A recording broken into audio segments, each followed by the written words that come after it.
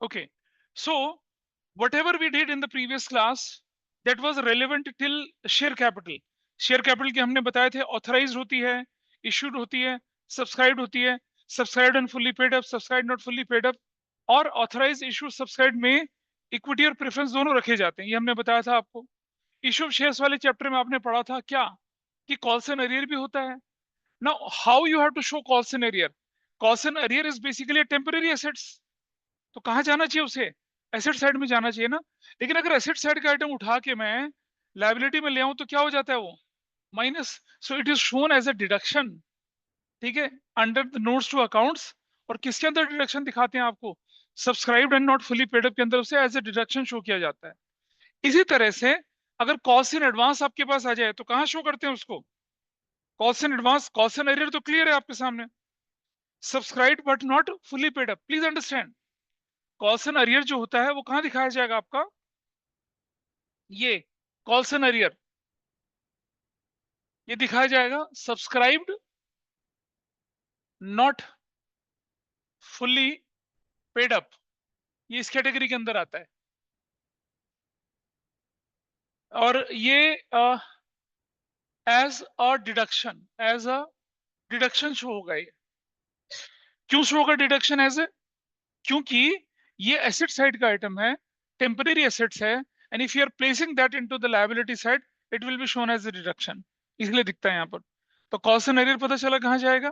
Similarly आपने issue of shares में क्या पढ़ा था? कॉल्स इन एडवांस के बारे में पढ़ा था। Calls in advance, where to show calls in advance? Cost in advance is a temporary liability.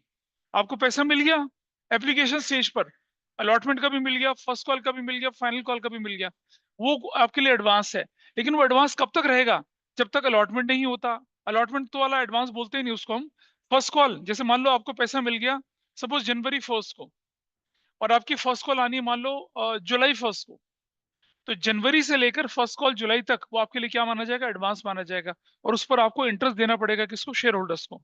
Cost in advance, anyway, anything you receive in advance is a liability, तो cost in advance is also a liability. लेकिन ये किस तरह की liability है बताइए? Current liability के अंदर क्या लिखा जाएगा? Other current liability. तो क्या दिखाया जाएगा ये? करंट लायबिलिटीज के अंदर कहा जाएगा ये? अदर करंट लायबिलिटीज दिखाया जाएगा।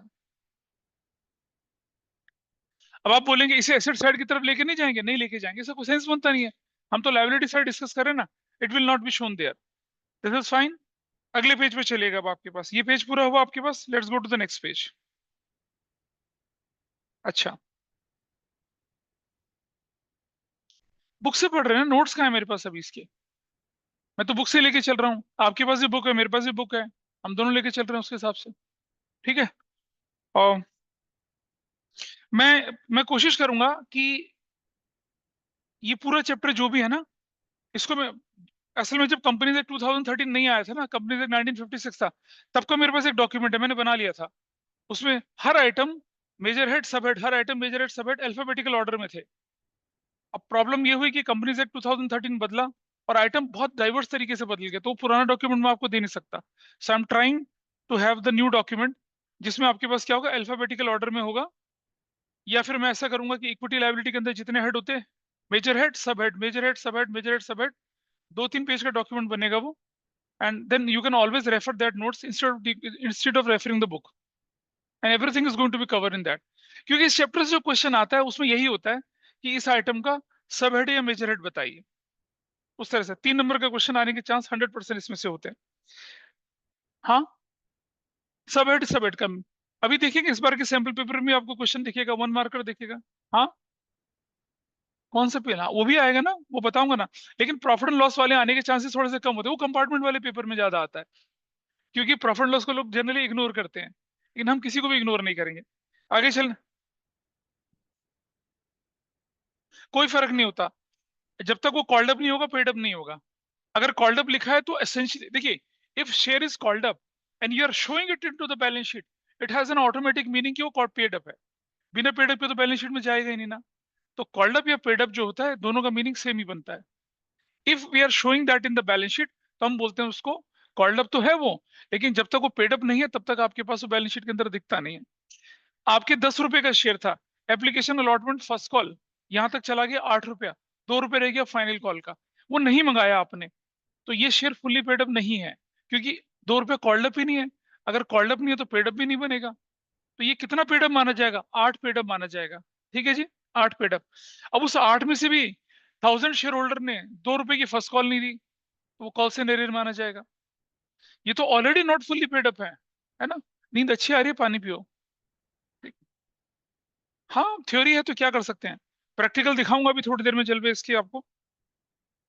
अच्छा, आप किसी भी तरह के शेयर अलॉट करें, कंसिडरेशन अदर देन में करें, बिजनेस एक्वायर करने में करें, एसेट्स एक्वायर करने में करें, ये भी सब कहाँ दिखेंगे? आपके subscribe and fully paid up की कैटेगरी में दिखेंगे। भाई मान लो आपने मशीनरी खरीद ली, बदले में 10,000 equity share rupees 10 each, 20% premium पे इशू कर दिए, फुल्ली पेड अप माने जाएंगे। शेयर कैपिटल में शेयर कैपिटल का पार्ट जाएगा, प्रीमियम वाला पार्ट प्रीमियम के अंदर जाएगा। ऐसा करके दिखाना है आपको। ठीक है, ये थोड़ा तुम्हारे लिए एब्स्ट्रैक्ट लग रहा होगा, क्योंकि ये ऑलरेडी अपने सिलेबस की वाइंडिंग अप थर्ड स्टेज में बैठे हैं और वो चैप्टर आपने टच नहीं करे, लेकिन फिर भी कुछ कुछ छींटे आपके ऊपर पड़ेंगे, वो आप उसे एक्सेप्ट कर लेना।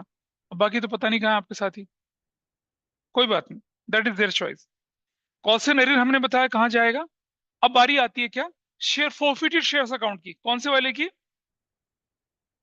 तीसरी कैटेगरी क्या आती है? Share forfeited, share forfeited account की। ये कहाँ दिखेगा भाई, इसे कहाँ दिखाएंगे हम? फोरफिटेड शेयर अकाउंट या शेयर फोरफिटेड अकाउंट को कहाँ दिखाते हैं? ध्यान से समझना। इफ,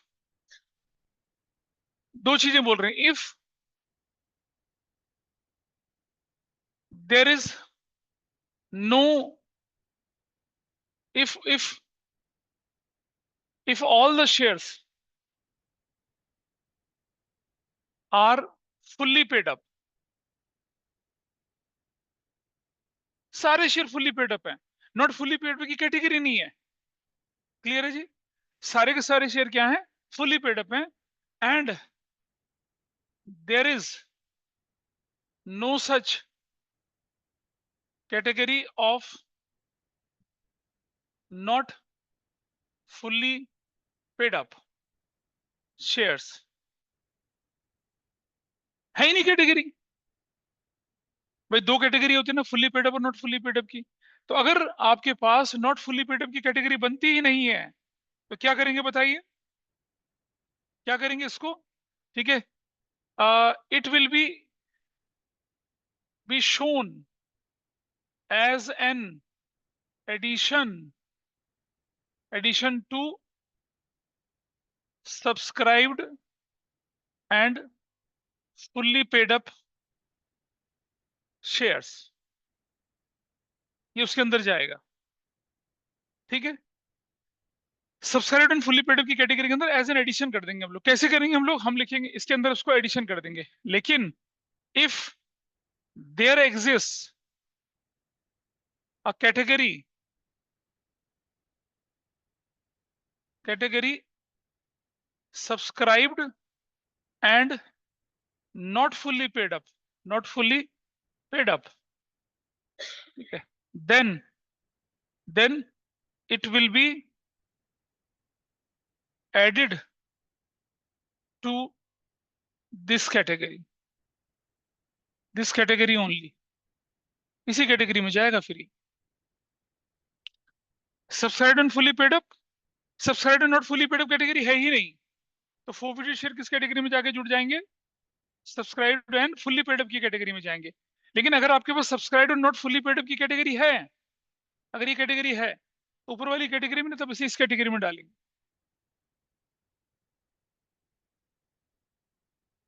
रीइशू कहाँ मैं तो रीइशू की बात ही नहीं कर रहा ना, फोरफिटेड शेयर्स थे, रीइशू हो गए, फुल्ली पेड अप हो गए और पूरा पैसा यूज हो गया, तो फोरफिचर अकाउंट का कोई मतलब ही नहीं बनता। फोरफिटेड शेयर थे, रीइशूड हुए, फुल्ली पेड अप हुए, कुछ शेयर फोरफिटेड का पैसा बच गया उन शेयर्स का, तो उसे कहाँ डालेंगे? अगर category subscribe and fully paid up की है, नॉट फुल्ली पेड अप की कैटेगरी दिखती नहीं है, उसी में जोड़ देंगे। लेकिन लेकिन एग्जाम के पॉइंट ऑफ व्यू से समझिएगा, ये तो मैंने बताया विश्व शेयर्स के पॉइंट ऑफ व्यू से, बुक टू के पॉइंट ऑफ व्यू से बता रहा हूं मैं आपको चीज। लेकिन अगर आपके पास क्वेश्चन आता है कि शेयर फॉरफिटेड अकाउंट कहाँ दिखाया जाएगा, बैलेंस शीट बनाते समय। तो आपको क्या करना है, सिंपल से लिखना है इसे। कहां दिखाया जाएगा, it will be added to notes to accounts under the heading share capital. Share capital की हेडिंग है, नोट्स टू अकाउंट में उसका एक्सप्लेनेशन आएगा, वहां जाके जोड़ दिया जाएगा। ये लिखना है आप। ये जो मैंने बताया आपको, ये मैंने बताया आपको किसके बारे में, जब हम क्या कर रहे हैं चैप्टर, जब हम क्या कर रहे हैं इशू ऑफ शेयर्स का चैप्टर पढ़ रहे हैं। लेकिन इस चैप्टर के रेफरेंस में, थर्ड बुक के फर्स्ट चैप्टर के रेफरेंस में आपको ऐसे लिखना है, शेयर फॉरफिटेड अकाउंट कहाँ जा। अरे बेटा ये तो जब आपको बैलेंस शीट बनाने के लिए बोलते हैं, इशू ऑफ शेयर्स में बोलते हैं, तब की बात है। लेकिन इस चैप्टर में इतना डिटेल थोड़ी लिखेंगे। यहाँ तो हम बोलेंगे क्या, शेयर फॉरफिटेड अकाउंट कहाँ जाएगा बताइए। It is going to be under which head, share capital में एज एन एडिशन, कहाँ, नोट्स टू अकाउंट्स, बस इतना लिखना है। तो अगर आपके पास बोर्ड के पेपर में क्वेश्चन आया कि फॉरफिटेड शेयर अकाउंट की हेड और सब हेड बताइए, तो आप क्या लिखेंगे, हेड क्या है इसका, share capital shown as an addition in notes to accounts, बस इतना लिखना है। क्योंकि इसकी कोई सब हेड तो बनती नहीं है। सब हेड बनी तो दो बनेंगी, या तो सब्सक्राइब्ड एंड फुल्ली पेड में जाएगा, या subscribed and not fully paid में जाएगा। तो ये दोनों में जा सकता है। दोनों में क्यों जा सकता है, कंडीशन अगर ये वाली होगी तो सब्सक्राइब्ड एंड फुल्ली पेड में जाएगा, और कंडीशन अगर ये वाली होगी तो subscribed and not fully paid में जाएगा। ठीक है। तो कभी आपके पास एग्जाम में क्वेश्चन आए तो आपको लिखना है, ये शो किया जाएगा शेयर कैपिटल के अंदर, और मेजर हेड तो शेयर कैपिटल है, और सब हेड क्या होगी,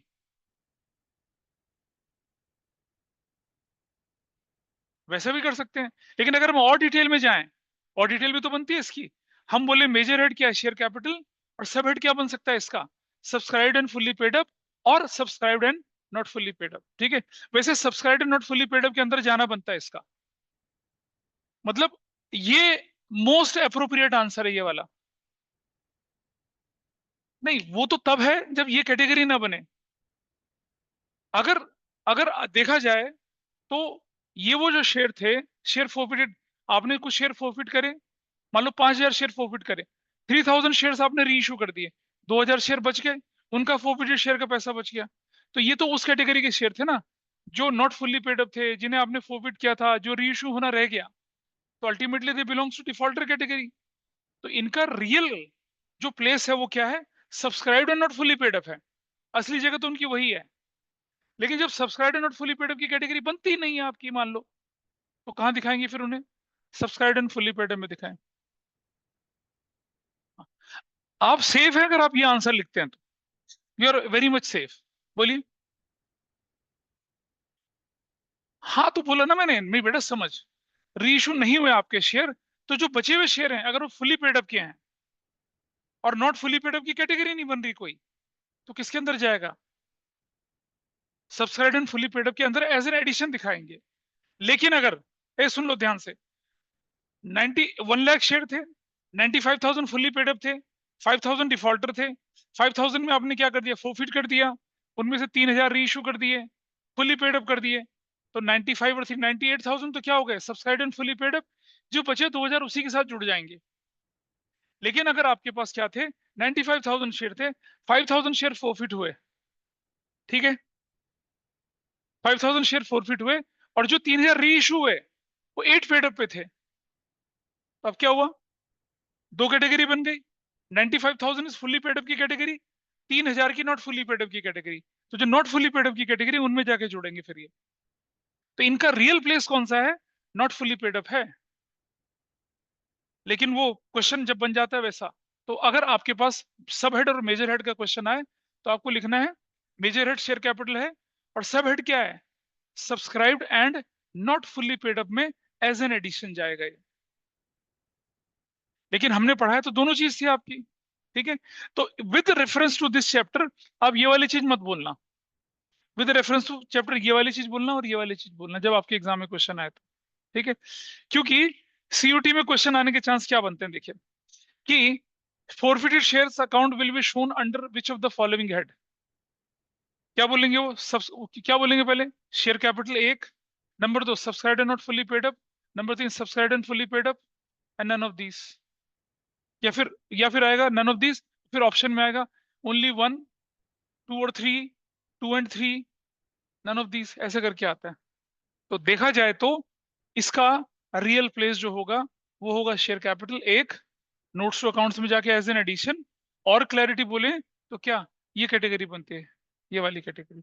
हाउएवर अगर कैटेगरी ये बनती नहीं नॉट फुली पेड अप की, तब इसे फुली पेड अप के अंदर जोड़ा जाता है। आपने बुक में देखा होगा ज्यादातर क्वेश्चन तो फुली पेड अप में जोड़ रखा है उसको, लेकिन अगर हम कंसेप्ट के डीप में जाएंगे तो चीजें उस तरह से चलती हैं। Got it. आगे बढ़ते हैं थोड़ा सा क्वेश्चन में, ये थोड़ा सा ऊपर है, एडवांस है, but kindly bear with that, आगे चलते हैं। अब आप जरा इसी के नीचे एग्जांपल देखिए, देखिए इसके नीचे एग्जांपल क्या दिख रहा है आपको, subscribe and fully paid up दिख रहा है, बैलेंस शीट बनी हुई है, कैन यू सी दैट। उसके नीचे subscribe and not fully paid up दिख रहा है, कैन यू सी दैट। और ये नॉट फॉरफिटेड शेयर कहाँ ऐड करा गया है, देखो जरा, subscribe and not fully paid up में ऐड किया गया है। जबकि इतनी क्लैरिटी के साथ सेकंड बुक के इशू ऑफ शेयर चैप्टर में डिटेल नहीं दे रखी है। यहाँ तो साफ साफ बता रखा ना कि भाई देखिए 80,000 शेयर फुली पेड अप थे, बचे कितने, 10,000 शेयर वाली बात कैटेगरी, उसमें से भी क्या हुआ था, नॉट फुली पेड अप की कितने, 8,000 शेयर थे, उनका कॉल सेनरियर माइनस करा और वहीं फॉरफिटेड शेयर जोड़ दिया। यहाँ दो कैटेगरी बन रही थी, तो subscribe and fully paid up कहाँ जाके जुड़ा, नॉट फुली पेड अप की कैटेगरी में जाके इसे ऐड करा हम लोगों ने। ठीक है, this is your page number कौन सा था ये, 11 था। चलिए आ जाते हैं आप जरा, रिजर्व्स एंड सरप्लस में दो हेडिंग है, एक हेडिंग को हम बोलते हैं क्या, रिजर्व्स, एक हेडिंग को क्या बोलते हैं हम लोग यहाँ पर, रिजर्व्स बोलते हैं, और दूसरी हेडिंग को हम क्या बोलते हैं यहाँ पर, सरप्लस बोल रहे हैं। अब जरा ध्यान से देखिएगा, पहले जानिए जरा रिजर्व क्या होते हैं। रिजर्व बनाया जाता है for those future contingencies whose nature as well as amount is not known, उसको हम रिजर्व्स बोलते हैं। ये हमने बचपन में डेफिनेशन पढ़ी थी। प्रोविजन बनाए जाते हैं फ्यूचर कंटीजेंसीज के लिए जिसका नेचर तो मालूम है लेकिन अमाउंट मालूम नहीं है। ठीक है जी। अब प्रोविजन फॉर डेप्रिसिएशन है, डेप्रिसिएशन लगेगा लेकिन कितना लगेगा हमें नहीं मालूम।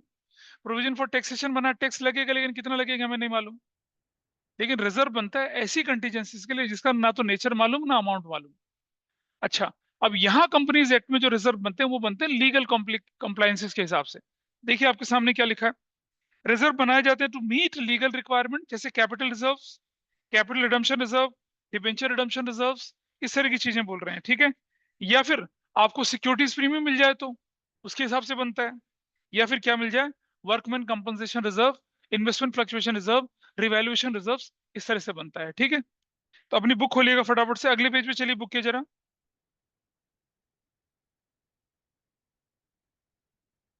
एक वो आपकी बुक में है ना, बॉक्स बना हुआ है, पेज नंबर 1.13 पे box, can you see the box, page number 1.13, देखिए दिख रहा है, पेज नंबर 1.13 पे बॉक्स है। आपको रिजर्व्स की कैटेगरीज बताई गई हैं। देखो भाई पहली कैटेगरी क्या बोली आपके सामने, यहाँ बोला है कैपिटल रिजर्व्स, कैपिटल रिजर्व से सबसे पहली category. Can anybody tell me the difference between revenue profit and capital profit, छोटा बच्चा बताएगा मुझे, कैपिटल प्रॉफिट और रेवेन्यू प्रॉफिट।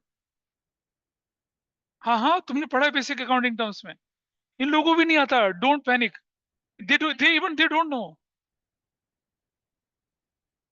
हाँ बोल बोल।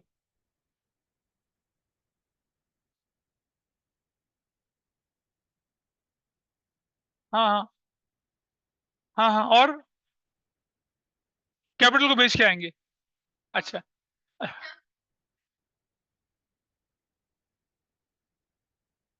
चलो चलो ठीक है, मतलब इन इतने सारे में से दो लोगों को तो आता है, ठीक है। तो सुनो, अच्छा ठीक, अच्छा ठीक है ठीक है ठीक है।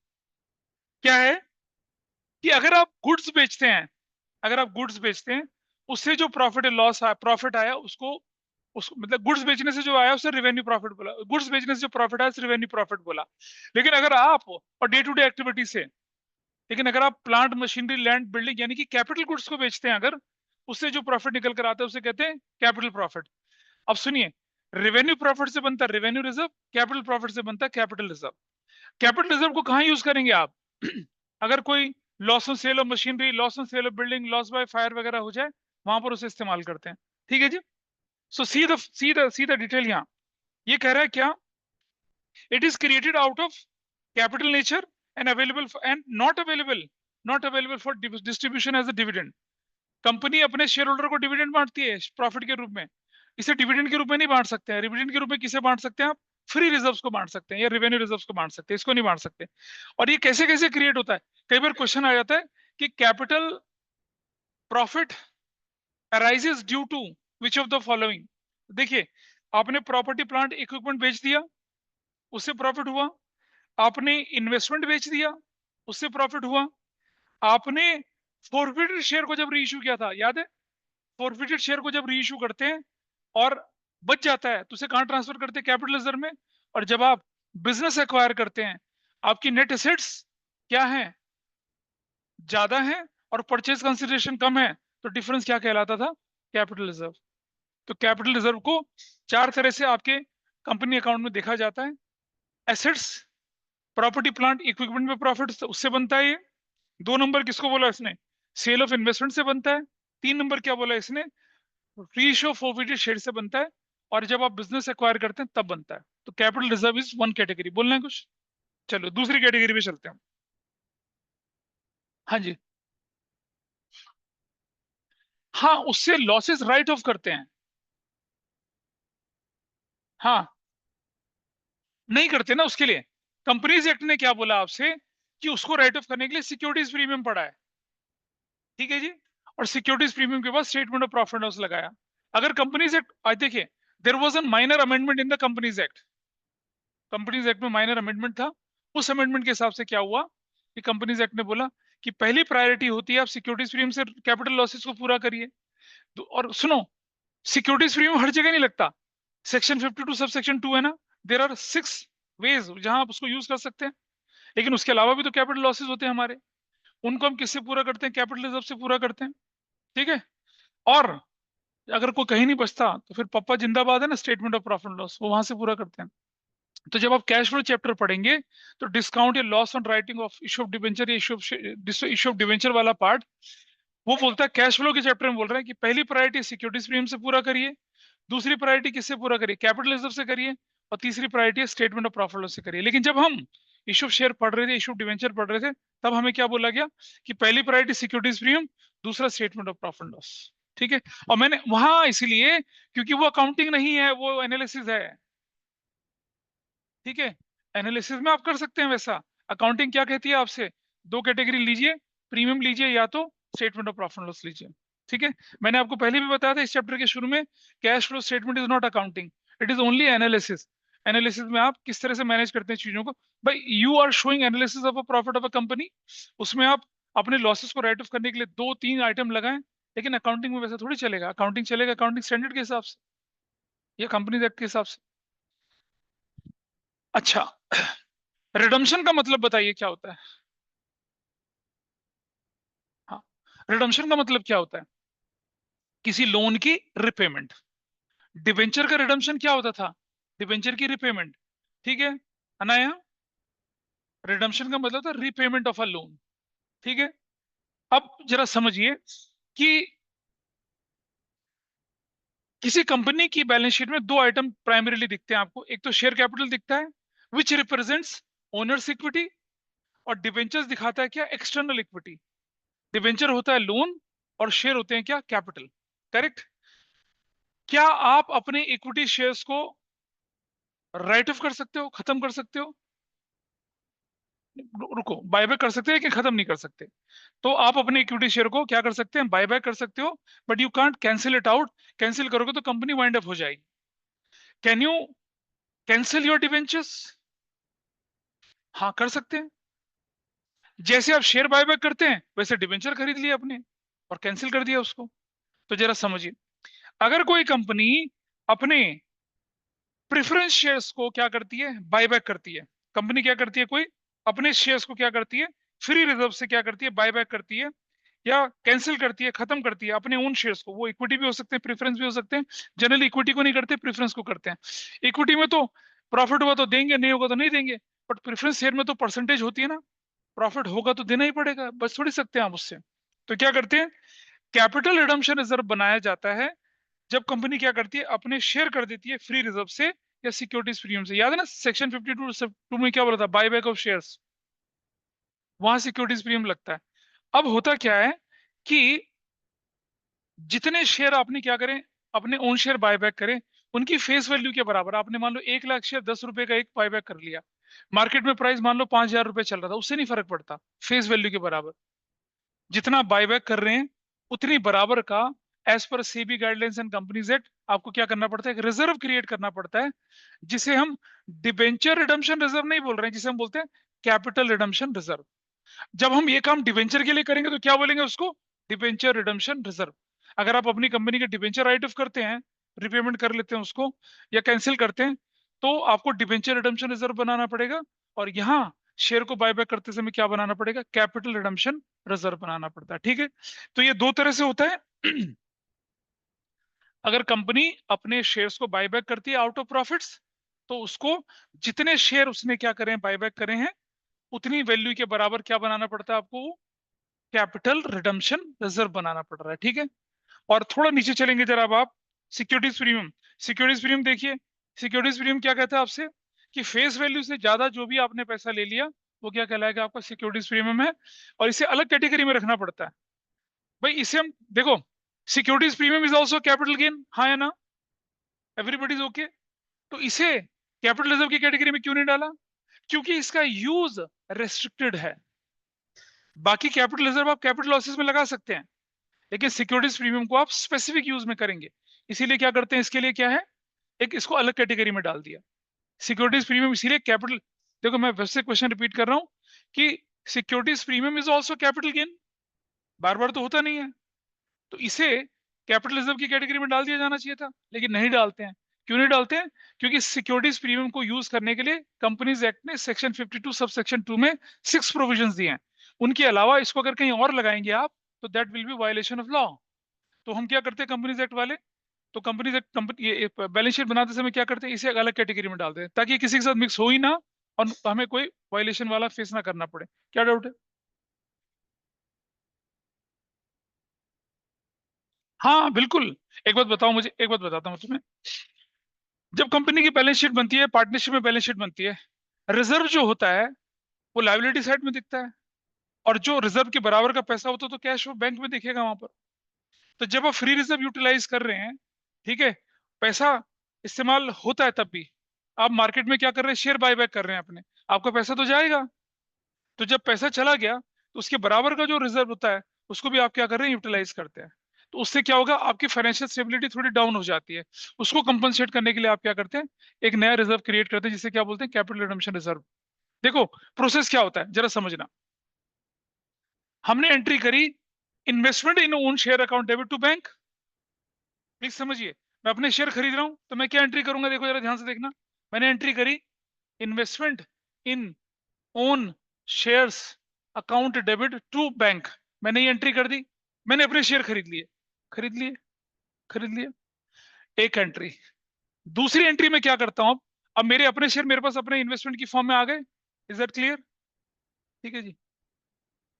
अब अगली एंट्री में क्या करता हूं मैं, यहां मैं लिखता हूं क्या, capital reserve debit to investment in own shares. Investment in own shares मैंने कैंसिल भी कर दिए,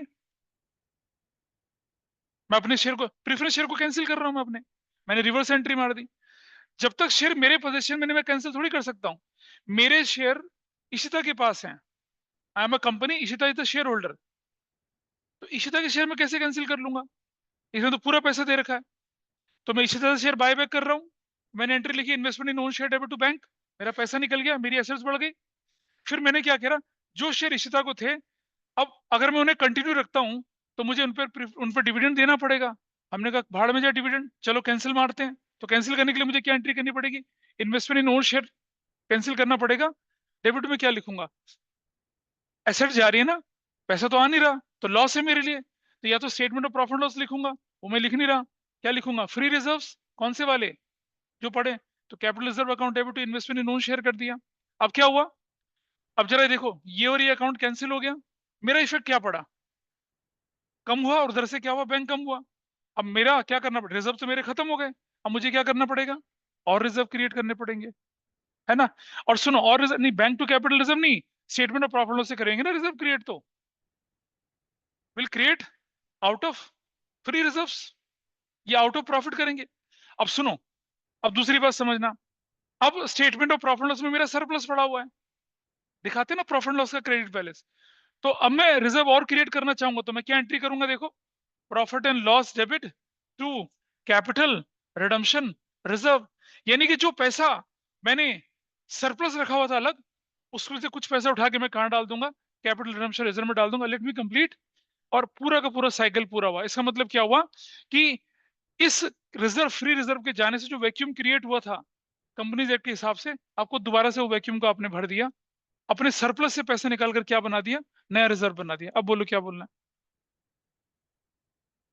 हाँ बिल्कुल होते हैं, होते हैं। ये सब चीजें जो होती है ना, डिबेंचर को खरीद के उसे कैंसिल करना, ये रिडम्पशन ऑफ डिबेंचर चैप्टर में आता है। अनफॉर्चुनेटली वो पढ़ा नहीं रहे, इसलिए आपको चीजें क्लियर नहीं होंगी। तो ये प्रोसेस कोई नहीं समझाएगा आपको, क्योंकि कम्बरसम होता है। दोबारा बोल रहा हूँ, आपने इन्वेस्टमेंट इन ओन शेयर किया और पैसा दे दिया, ठीक है। अब हमने इसी तरह से शेयर खरीद लिए, मार्केट वैल्यू पे खरीद लिए, हायर वैल्यू पे खरीद लिए, जो भी हुआ। फिर हमने क्या किया, 10 रुपए का शेयर मैंने 200 रुपए में खरीदा, तो मेरा तो इन्वेस्टमेंट कितने का, उतने का ही बनेगा। फिर मैं उसे कैंसिल करूंगा। तो मान लिया मेरे 1 लाख शेयर थे, और वो मान लो मैंने 200 रुपए में खरीदे, तो 200 लाख मतलब 2 करोड़ रुपए मेरा खत्म हो गया। 2 करोड़ के बराबर रिजर्व चला गया मेरा। अब सेबी क्या कहता है आपसे कि जितने का आपका ये खत्म हुआ है शेयर, इतने का आप रिजर्व क्रिएट करिए। तो मुझे क्या करना पड़ेगा, अब अपने सरप्लस से, अनडिस्ट्रीब्यूटेड प्रॉफिट से निकालना पड़ेगा, और क्या करना पड़ेगा, रिजर्व क्रिएट करना पड़ेगा। ये बात यहाँ करी जा रही है आपसे। तो ऐसे ही जैसे आप डिवेंचर को रिडीम करते हैं, तो आपको बनाना पड़ता है डिवेंचर रिडम्पशन रिजर्व। और वो भी कहां से बनता है, आपको स्टेटमेंट ऑफ प्रॉफिट लॉस से बनता है आपका। डिवेंचर रिडम्पशन रिजर्व में थोड़ी कंडीशंस इजी होती हैं। अगर आपकी लिस्टेड कंपनी के डिवेंचर्स हैं, तो 25% वैल्यू का बनाना पड़ता है आपको डीआरआर। लेकिन यहाँ तो फुल वैल्यू का बनाना पड़ता है। डिवेंचर लोन है ना, लोन तो चुकाना ही था। लेकिन फिर भी क्या होता है कि लोन चुकाते समय कहीं अचानक से वैक्यूम ना क्रिएट हो जाए, इसलिए कंपनीज क्या कहती हैं। और सुनो, एक मैं आपको बताता हूँ, हालांकि ये एक काफी बड़े जो मार्केट में एक किसी कंपनी के सीएफओ थे, उन्होंने बताया कि सरकार क्या करती है, कॉर्पोरेट वर्ल्ड को अच्छे से ना अपने पंजे में लेके रखने लक्ष्य, सुन ले मेरी बात को। जानते हैं इसका पर्पस क्या होता है, उन्हें मालूम है हमने बायबैक कर लिया अपने शेयर का, अब फ्यूचर में उनको उतना डिविडेंड नहीं देना है। अब कंपनी क्या करेगी, उस डिविडेंड को क्या करेगी, अपने मनमाने तरीके से यूज करेगी। तो क्या कर दिया, सेबी ने उनके ऊपर कंडीशन लगाई, ऐसे थोड़ी छोड़ देंगे तुम्हें, उसका नया रिजर्व बनाओ। रिजर्व क्रिएट कर दिया और पैसा ब्लॉक कर दिया उनका। ऐसे डिबेंचर रिडम्पशन रिजर्व है, कंपनी ने लोन लिया डिबेंचर के रूप में, और डिबेंचर को क्या कर दिया, अब वो कैंसिल कर रहे हैं, वापस कर रहे हैं। तो वो क्या कहते हैं, वो क्या कहते हैं उनसे, अब को तो कंपनी का पैसा है, बिल्कुल ठीक बात है। हाँ जी, बिल्कुल बिल्कुल सही बोल रहे हैं, बिल्कुल। इसका फायदा क्या होता है कि कंपनी का पैसा कंपनी के पास रहता है, और उनकी फाइनेंशियल क्राइसिस नहीं बनते हैं, इसका मतलब ये होता है। तो ठीक है ना, तो सरकार को क्या फर्क पड़ा, उनके घर से थोड़ी जा रहा है। राजा कहता है कि तुम अपनी सेविंग इस्तेमाल नहीं करोगे, तुम क्या कर लोगे, इट इज दैट पर्पस। मैं नहीं, अब सुनो सुनो, एक और मेरी इधर बात सुनना सुनना, क्योंकि हमने अगला चैप्टर नहीं पढ़ा है आपको, इसलिए गड़बड़ हो रही है। अब क्या होता है, कंपनी क्या कहती है कि जो आपने डीआरआर बनाया है, डिबेंचर रिडम्पशन 25% वैल्यू का, उसके बाद आप क्या करेंगे कि आप उन डिबेंचर्स को एनकम्बर्ड एनकम्बर्ड सिक्योरिटीज जो होती है, ये वो सिक्योरिटीज होती है जिनमें टैक्स के बेनिफिट नहीं होते, उनमें लगाओगे। मतलब 25% की वैल्यू का जो आपने डीआरआर बनाया, अब उसके बाद डिबेंचर रिडीम हो गए, 25% की वैल्यू का बनाया, अब आप क्या करेंगे, एन एनकम्बर्ड सिक्योरिटीज वो सिक्योरिटीज होती है, सुनते, वो सिक्योरिटीज जिनमें आपको टैक्स बेनिफिट नहीं मिलते हैं, सरकारी योजनाएं जिनमें टैक्स का बेनिफिट नहीं मिलता है। सरकार कहती है कि जो 25% आपने डीआरआर बनाया, उसको कहां डालेंगे आप, एन अनकम्बर्ड सिक्योरिटीज होती है उनमें डालेंगे, और वो भी सरकारी बैंकों में डालेंगे। सरकार को फंड मिल रहे हैं भाई। हाँ, तो सरकार तुम्हारे फायदे के लिए होती तो टैक्स ही ना लेती ना तुमसे। भाई गवर्नमेंट तो अपना फायदा देखेगी। यानी कि अगर आप अपना लोन चुकाओगे, तो क्या करना पड़ेगा, जितनी फेस वैल्यू का आपने लोन चुकाया, उसका 25% तो आपको डीआरआर बनाना पड़ेगा। ठीक है जी।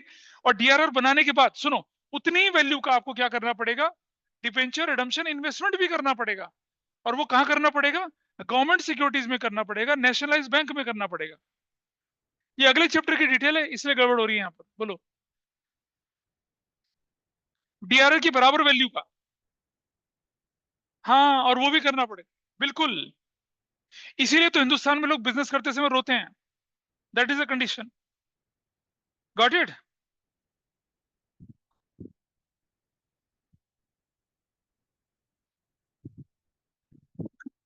That is a major problem. तो हम लोग जैसे तुम परेशान हो रहे हो ना सरकार कर क्या रही है, तो जब उन विद्वान के पास में बैठा, तब उन्होंने मुझे सारा गणित समझाया। कह रहा भाई ऐसा नहीं होता कि तुम चीजें इतनी आसान लेके चल रहे हो। इसीलिए बिजनेस करने की परेशानियां हमारे देश में होती है। तुम इक्विटी इश्यू करोगे, that is not a problem. लेकिन अगर तुम डिवेंचर लोगे, तो सरकार की कंडीशंस है। हाउएवर 2013 वाले कंपनीज एक्ट में, अच्छा पहले पता क्या होता था, 50% वैल्यू का डीआरआर बनाना पड़ता था और 50% डीआरआई बनाना पड़ता था। तो सरकार ने क्या किया, जो लिस्टेड कंपनीज हैं, ठीक है, अच्छा अब गवर्नमेंट ने एक काम और करा कि आरबीआई, नेशनलाइज बैंक, सरकारी संस्थाएं, उनको डीआरआर और डीआरआई से फ्री कर दिया। समझ रहे हो बात को? मतलब ये डीआरआर बनाने की, डीआरआई बनाने की कंडीशन किसके लिए है? सिर्फ प्राइवेट वालों के लिए। अगर सरकारी बैंक डिबेंचर इशू करता है और रिडम्पशन करता है, ना तो उन्हें डीआरआर बनाना है, ना उन्हें डीआरआई बनाना है। क्या कर सकते हैं? तो ये this beautiful concept you will see in redemption of debenture chapter. ये वहां दिखेगा आपको। कौन? तो वो नहीं, उसमें भी क्या होता है, उसमें भी क्या होता है, अगर वो लॉक इन पीरियड वाला पैसा तो नहीं निकाल सकते, और वरना उन डिबेंचर्स को मार्केट में बेच। अच्छा एक बात सुनो, क्या क्या एक प्राइवेट बिजनेस सरकारी बैंक में अपना अकाउंट खोलेगा? नहीं खोलता। तो वो क्या करते हैं, फोर्स करते हैं प्राइवेट बैंक्स को कि आप सरकारी बैंकों में अकाउंट खोलें, ताकि सरकारी बैंकों की लिक्विडिटी बढ़े, वरना वो खोलते ही नहीं है। तो सरकार के बस ये तरीके होते हैं। एनीवे हम थोड़ा टॉपिक से डिविएट हो गए। हम इशू शेयर्स, इशू ये मतलब इस चैप्टर में हमें ये नहीं पढ़ना चाहिए था। आगे चलते हैं थोड़ा सा। क्या बोल?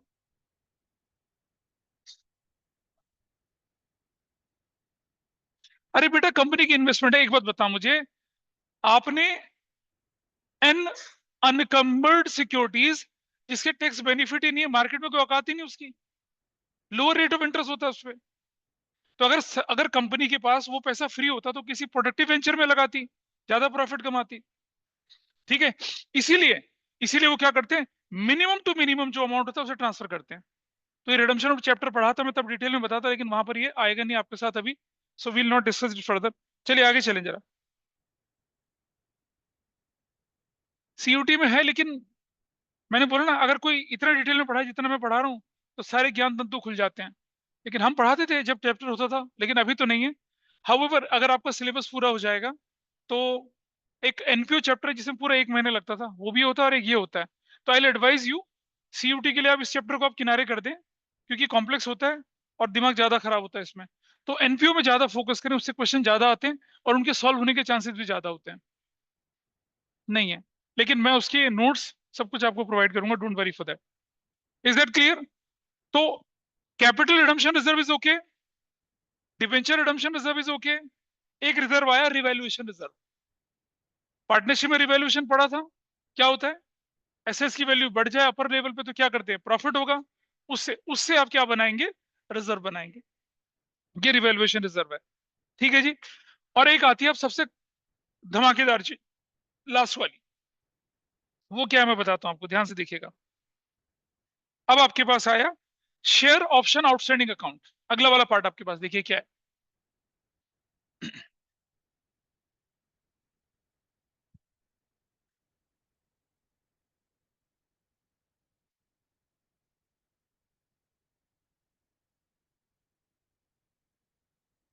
अगर आप में से किसी के पेरेंट्स इंडियन ऑयल, ओएनजीसी, या फिर जो पब्लिक सेक्टर कंपनीज में किसी के करते हैं काम, किसी के, किसके करते हैं, किसी के नहीं करते?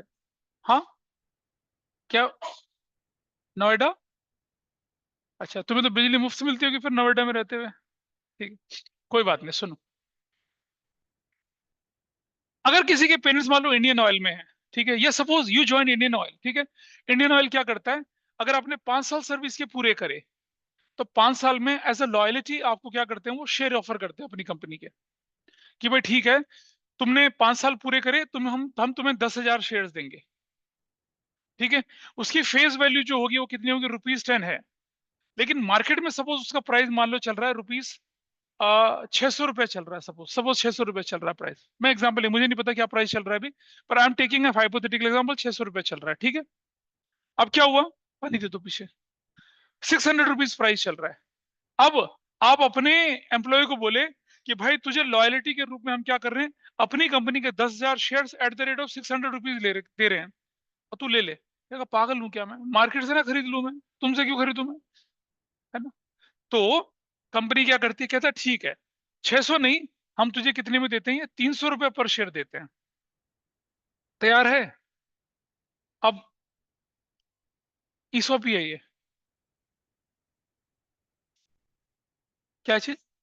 हाँ, नहीं बेटा वो तो बहुत सारे इंसेंटिव के साथ क्लब करके देते हैं ना, हम तो बिल्कुल एक्सक्लूसिव ईसॉप की बात कर रहे हैं, क्लब कर ही कर रहे, एक्सक्लूसिव ईसॉप की बात कर। तो क्या हुआ, आपने अपने एम्प्लॉय को ऑप्शन दिया कि आपके शेयर जो मार्केट में ₹600 पर शेयर चल रहे हैं, उनको ₹300 पर शेयर में आप ले लो, क्योंकि आपने 5 साल अपनी बिजनेस को दिए हैं। तो 10,000 इंटू 300 कितना हो गया, 30 लाख हो गया। 30 लाख रुपीज में खरीद लीजिए आप उसको, मतलब ये तो मैंने हाइपोथेटिकल बताया। तो एम्प्लॉय के लिए फायदा है, बहुत जबरदस्त फायदा है, अभी खरीद लेगा और मार्केट में बेच दे। लेकिन इससे इससे बचने के लिए क्या करें, wasting vesting period is something different. इसके लिए कंपनी क्या करती है, लॉक इन पीरियड देती है कि आप शेयर ले लीजिए, लेकिन 2 साल तक आप बेचेंगे नहीं उसे। क्यों नहीं होगा, 2 साल बाद और बढ़ जाएगी वैल्यू। नहीं नहीं, बात सुनो, कंपनी ने दे दिया उसको शेयर और वो नौकरी छोड़ के चला जाए, ठीक है। नौकरी छोड़, इसीलिए क्या आदमी कहता है यार 2 साल तो रुक जाऊं। तो क्या हुआ देखिए, अब सुनो, रुक जाइए। अब क्या हुआ कि कंपनी बोलती है उसको कि अक्टूबर 1 से लेकर अक्टूबर 31 तक ये फैसला करके बता देना, उसे वेस्टिंग पीरियड बोलते हैं हम लोग। वो गैप है जिसमें उसे फैसला लेना होता है, उस टाइम पीरियड का गैप जो होता है, उस पीरियड के बीच में उसे फैसला लेना होता है। वो एक्सेप्ट कर भी सकता है और रिजेक्ट कर, अगर वो एक्सेप्ट कर लेता है तो कंपनी अपनी अकाउंटिंग आगे बढ़ाती है, और अगर वो रिजेक्ट कर देता है तो केस खत्म, फिर कुछ अकाउंटिंग नहीं होती है। कहाँ से यार, कुछ नहीं मिलेगा फिर तो, खत्म, रिजेक्ट कर दे तो खत्म। अब सुनिए ध्यान से, अब अगर कंपनी अपनी रिकॉर्डिंग करती अपनी बुक्स में तो क्या लिखती, वो इन शेयर्स को ₹300 में बेच रहे, 300 रुपए का लॉस झेल रही है ना, ₹300 का लॉस झेल रही है। इस लॉस को वो नाम देती है एम्प्लॉयज कंपनसेशन एक्सपेंस। क्या नाम देती है, एम्प्लॉय कंपनसेशन एक्सपेंस, और टैक्स बेनिफिट लेती है इस पे। तुम्हें क्या लगता है बेवकूफ है वो लोग, नहीं। क्या बोलते हैं इसे, एम्प्लॉय कंपनसेशन एक्सपेंस बोलते हैं। और इसके बराबर का एक रिजर्व क्रिएट करती है जिसका नाम होता है शेयर ऑप्शन आउटस्टैंडिंग अकाउंट। हाँ, बिल्कुल बिल्कुल। देखो, 10,000 इंटू 300, 30 लाख रुपए का। तुमने पूछा था ना कंपनी को क्या फायदा होता है, ये फायदा होता है 30 लाख रुपए का, जो डिस्काउंट ही ऑफर कर रहे हैं, on which value, market value पे, उसको एम्प्लॉय कंपनसेशन एक्सपेंस दिखाते हैं, और उसके बराबर क्या क्रिएट करते हैं, एक रिजर्व क्रिएट करते हैं, जिसका नाम, उस रिजर्व का नाम होता है शेयर ऑप्शन आउटस्टैंडिंग अकाउंट। ये,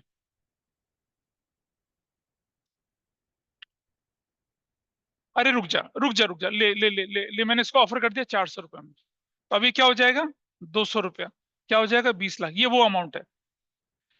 डिस्काउंट मार्केट वैल्यू पे जो आपने अपने एम्प्लॉय को ऑफर करा, वो कहलाता है क्या, उसके बराबर का जो रिजर्व क्रिएट होता है, उसे बोलते हैं शेयर ऑप्शन आउटस्टैंडिंग अकाउंट। और ये काम कहाँ होता है, इसको कहते हैं ESOP, employ stock option plan. किसको, किसको किसको, कंपनी को तो बेनिफिट बहुत हो रहे हैं। कंपनी इसे एम्प्लॉय कंपनसेशन एक्सपेंस दिखाएगी, टैक्स बेनिफिट लेगी कंपनी इसके पर। और सुनो, अरे रुक तो जा, कंपनी 20 लाख रुपए का क्या बनाएगी, डिविजिबल प्रॉफिट में से निकाल के क्या कर लेगी, अपना रिजर्व बनाएगी। और डिविजिबल प्रॉफिट से निकाल के तो डिविडेंड नहीं देगी उनको, जो शेयर होल्डर का डिविडेंड था वो रोक लेगी, तो किसको देगी, अपने पास रिजर्व बना के रख लेगी। तो कंपनी को तो बहुत फायदा होता है, गॉट इट। तो इस स्कीम को कहते हैं एम्प्लॉय स्टॉक ऑप्शन प्लान। और ये जो होता है, जो 20 लाख रुपया एम्प्लॉय कंपनसेशन एक्सपेंस के नाम पे, उसी की सिमिलर वैल्यू का कंपनी क्या करती है फिर, बनाती है क्या, शेयर, ये क्या बोलते हैं उसको, share option outstanding, share option outstanding account बोलते हैं। ये दिखने में अकाउंट जैसी कोई चीज लगती है, लेकिन है क्या है बेसिकली? ये क्या रिजर्व है ये। ठीक है, अब जरा देखिए बुक में क्या डेफिनेशन लिखी गई है, और शायद आपको बुक की डेफिनेशन समझ में भी आएगी। अब क्या लिखा है? Share option outstanding account is a reserve which is difference between the market value and issue price of the share issued to employees credited over a vesting period. For example, the market price is 75, employ को 50 में दिया, तो जो 25 रुपए का difference है वो क्या कहलाएगा? शेयर ऑप्शन आउटस्टैंडिंग अकाउंट बोल के कंपनी क्या करेगी? एक रिजर्व क्रिएट कर देगी। Is that clear? हाँ, जिस वो दिया जा रहा है, ऑफर किया जा रहा है उस पीरियड के बीच का टाइम, अगर वो चाहें तो एक्सेप्ट करें, वो चाहें तो उसको रिजेक्ट करें, that is their good wish. Reject कर देंगे तो कुछ नहीं होगा, कुछ नहीं होने वाला। ठीक है, लेकिन एम्प्लॉय सोचता है कि यार इंडियन ऑयल जैसी कंपनी के शेयर मिल रहे हैं, आधे दाम में मिल रहे हैं, 75% में मिल रहे हैं, तो ले लो। ठीक है, इसीलिए पब्लिक सेक्टर के जो एम्प्लॉयज होते हैं, जब वो रिटायर होते हैं तो दे आर करोड़पतिज, क्योंकि 5 साल में, 10 साल में, 15 साल में, 20 साल में उनके पास शेयर होल्डिंग होती है। ठीक है। हाँ, प्राइवेट कंपनी के शेयर की मार्केट में क्या वैल्यू मुझे नहीं पता, पीएसयू के शेयर की वैल्यू अच्छी खासी होती है। इधर ओके, थोड़ा आगे चलें आप। Money receive against share warrant, ये हम पढ़ा चुके हैं ऑलरेडी आपको, और आपके सिलेबस के पार्ट भी नहीं है। आगे बढ़ते हैं। Share application money pending allotment, ये भी पढ़ा चुके हैं, इसका कोई डिस्कशन नहीं करना है।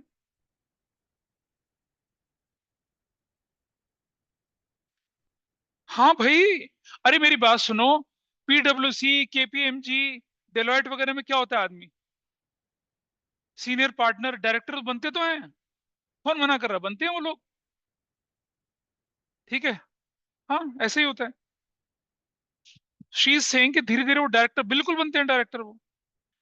कुछ तो एज एन इंसेंटिव डायरेक्टर बनाया जाता है, और कुछ धीरे धीरे एक्वायर करके बनते हैं। तो जो इंसेंटिव के रूप में डायरेक्टर बनाए जाते हैं वो नौकरी वाली पोजीशन होती है, लेकिन जब आप शेयर एक्वायर करके बनाते हैं तो कौन सी पोजीशन होती है वो? तब आप रियल ओनर कहलाते हैं उसके।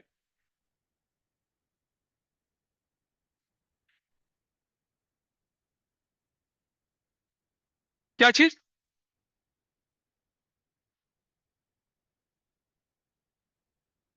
जब मनाए तो 1 साल के बाद, जब मनाए लॉक इन पीरियड के बाद, जब बेचना चाहे बेच सकता है। क्यों नहीं बेचेगा? डीमेट अकाउंट होगा, इलेक्ट्रॉनिकली ट्रांसफर होते हैं तुम्हारे अकाउंट में, उसमें क्या है? प्राइवेट कंपनी वाले थोड़ी देते इस तरह की स्कीम भाई, नहीं करते वैसा। और प्राइवेट कंपनी की शेयर ट्रांसफरेबल नहीं है, तो छोड़ दो उसको। बोलिए। हाँ, हाँ, हाँ। नहीं, नहीं, नहीं, नहीं, नहीं। Once the lock in period is done, आपको 10,000 शेयर दे दिए, सुनो ध्यान से, ये रुक जाओ। आपके पास जो शेयर है वो है 5,001 से लेकर 15,001 तक है, सपोज ये शेयर है आपके पास। ठीक है, इन पर लॉक इन पीरियड 2 इयर्स का था। फिर आपके 10 साल पूरे हुए, फिर आपको जो शेयर मिले वो थे 25,001 से लेकर, और मैं बोलूं 50,001, ऐसे। इनका लॉक इन पीरियड 2 साल अलग है, तो आपको तो अलग नंबर ऑफ शेयर मिलता है ना। ये थोड़ी होता है कि उन्हीं को घुमाते रहेंगे, तो तुम बंदर थोड़ी मदारी की तरह नचाएंगे तुम। ऐसा कोई फायदा थोड़ी हुआ, उन्हीं को दोबारा झुंझुना बना के दिखा, नहीं ऐसा नहीं होता। क्या बोले? हाँ, बिल्कुल बेच सकते हैं आप। चलो आगे चलें थोड़ा सा। तो शेयर एप्लीकेशन पेंडिंग अलॉटमेंट हो गया। अच्छा, अब एक क्वेश्चन आपके पास आता है कि when can share application money consider as a current liability? कब कब होती है बताइए? जब क्या हो जाए? ओवर सब्सक्रिप्शन हो जाए। ओवर सब्सक्रिप्शन, बोलिए। ओवर सब्सक्रिप्शन में पैसा वापस करना पड़ता है ना आपको, तब हो जाता है। और कब होता है बताइए? हाँ, जब आपको पैसा क्या होता है, इंस्टॉलमेंट में वापस करना होता है, या फिर जब आपका इशू कैंसिल हो जाए। तीन कंडीशन में पैसा क्या कहलाएगा? ये करंट लायबिलिटी कहलाएगा, क्योंकि एट द अर्लीस्ट 30 डेज या 90 डेज के अंदर अंदर आपको ये पैसा वापस करना होता है। तो share application money current liability का पार्ट कब बनती है? When it is to be return within a short span of time. कब? जब ओवर सब्सक्रिप्शन हो, इंस्टॉलमेंट में वापस करना हो, या इशू क्या हो जाए आपका, कैंसिल हो जाए। हाँ, लिखा तो है आपके पास, पढ़ लीजिए ना।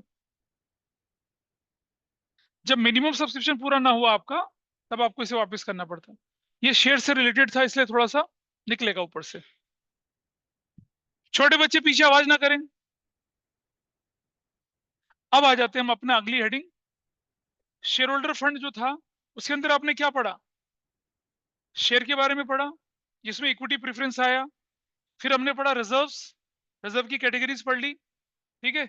और अब लास्ट में रिजर्व के पास सरप्लस, सरप्लस क्या होता है, statement of profit and loss का कौन सा बैलेंस, पॉजिटिव बैलेंस, जिसे हम क्या बोलते हैं, रिटेन अर्निंग्स। रिटेन अर्निंग्स जानते हैं, वो पार्ट ऑफ प्रॉफिट जो आपने क्या करा, अलग से रख लिया फ्यूचर कंटीजेंसीज के लिए, सरप्लस। उसी में से आप क्या बनाते हैं, फिर रिजर्व्स बनाते हैं, उसी को आप क्या करते हैं फिर यूटिलाइज करते हैं अपने फ्यूचर के लिए, ग्रोथ एक्सपेंशन के लिए। Got it. चलिए थोड़ा आगे चलिए। अब आई लाइबिलिटीज। अच्छा एक बार चलो देखिए, पेज नंबर, आप पहुंचिए जरा एक बार पेज नंबर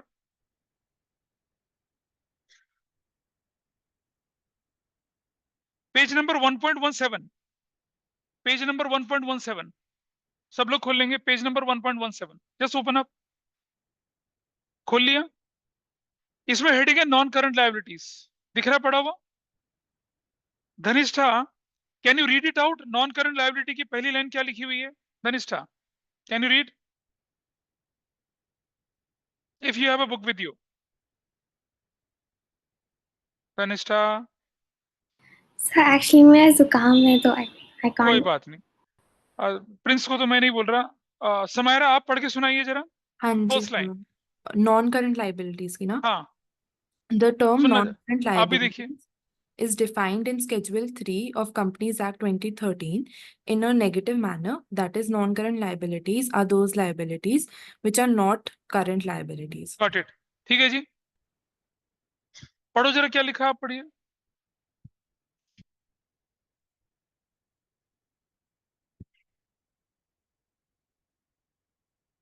मतलब नॉन करंट लाइबिलिटी वो है जो करंट लाइबिलिटी नहीं है, मतलब लड़का वो जो लड़की नहीं है। कितना आसान है ना, इसका मतलब ये लेकिन आपको एग्जाम में ऐसा नहीं लिखना है, प्लीज अंडरस्टैंड। अरे नहीं, नहीं,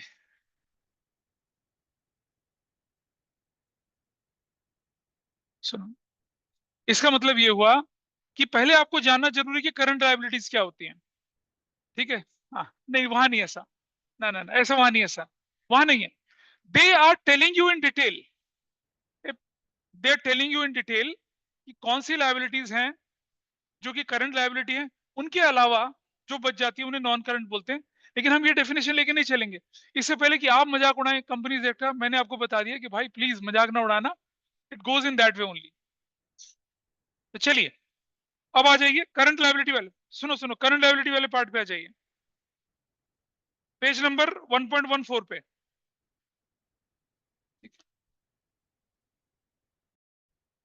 जब हम करंट लायबिलिटी की बात करें तो उसके साथ साथ हम एक और चीज सीखने की कोशिश करेंगे, वो बड़ा इंपॉर्टेंट है। जब हम करंट लायबिलिटी की बात करेंगे यहाँ पर, उसको हम कहते हैं क्या, ऑपरेटिंग साइकिल, ऑपरेटिंग साइकिल, ठीक है। तो जैसे मान लिया जाए कि अबीर जो है, अबीर लखनऊ मेट्रो रेल कॉरपोरेशन का क्या बनता है, सीईओ बनता है। तो तो he will operate, he will operate क्या, लखनऊ मेट्रो, ठीक है जी। फिर ये नौकरी से रिटायर होता है, क्या करता है, 15-20 ट्रक खरीदता है और ट्रांसपोर्टर बन जाता है, तो ही ऑपरेट ट्रक्स, ठीक है जी। अच्छा, और उसके बाद इसका लगता है इसकी कमाई वमाई बहुत ज्यादा होती है, so he purchase certain aircrafts, he operate fleet of aircrafts. Got it. फिर इलेक्ट्रॉनिक व्हीकल्स आ गए, ही ऑपरेट, है ना। तो उसके बाद क्या हो गया, ये सुनो सुनो, ये लूडो में सब हार गया, लू- लूडो। फिर ये आ जाता है किस पर, एक साइकिल पे, देन ही ऑपरेट साइकिल। तो क्या,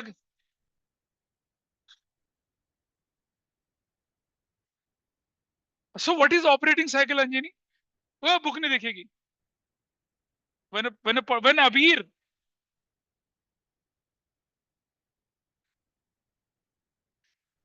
शाबाश, बहुत बढ़िया, रुक जा,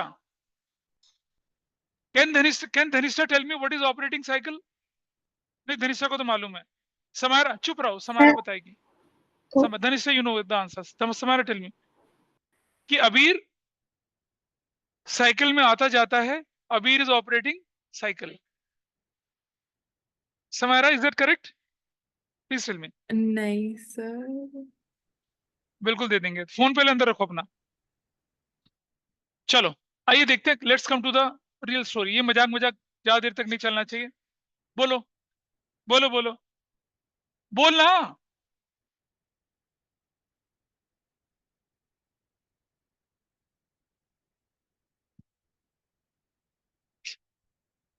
पढ़ लिख गया लड़का, सही बात है। आइए देखें,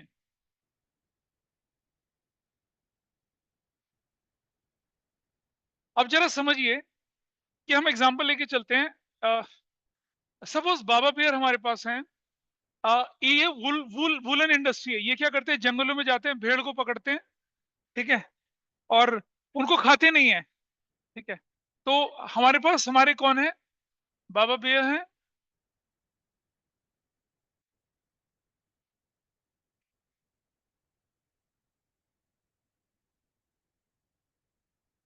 ये बाबा पेयर हमारे, ठीक है। अरे मेरी ड्राइंग बहुत खराब है, जो भी है, मैं भालू बना नहीं सकता ना ऐसे। तो ये क्या करते हैं, इनका वुलन गारमेंट की इंडस्ट्री है, लुधियाना में इनका हब है। ये क्या करते हैं, हिमाचल में, उत्तराखंड में, जम्मू कश्मीर में भेड़ों को पकड़ के लाते हैं, और उनकी उनकी क्या करते हैं, उनकी हजामत करके ऊन इकट्ठी करते हैं, ठीक है जी। तो जरा समझिएगा, हाँ, शीप्स, ब्लैक शीप्स, और ये क्या थे वैसा, काली ऊन, सफेद ऊन, हर तरह की ऊन को ये क्या करते हैं। तो देखिए, इनका इनका टारगेट है कि हम अक्टूबर 2024 से क्या करेंगे, वुलन गारमेंट, वुलन जो गारमेंट उन्हें बेचना शुरू करेंगे। और ये क्या करते हैं, जनवरी से 2024 से हिमाचल, उत्तराखंड, जम्मू कश्मीर के जंगलों में अपने एजेंट फैला देते हैं, छोटे छोटे बेर फैला देते हैं, जो भेड़ों को पकड़ते हैं, उनकी हजामत करते हैं, और क्या करते हैं, ऊन इकट्ठी कर लेते हैं। तो वूल पहले इकट्ठा किया, प्रोसेस करके धागा बनाया, धागे से कपड़े वपड़े बनाए। इस पूरी प्रोसेस में क्या होता है, अक्टूबर तक का टाइम चला जाता है, अक्टूबर 24, ठीक है जी। अब अक्टूबर के बाद उन्हें बेचना शुरू करते हैं, नवंबर दिसंबर तक बेचते हैं ये। तो बेचने के बाद फिर पैसा भी आता है, कुछ उधारी हो जाती है। जब उधारी हो जाती है, फिर क्या करते हैं, खुद चले जाते हैं बड़े रूप में, चांटे वांटे बजा के पैसा वसूल लेते हैं।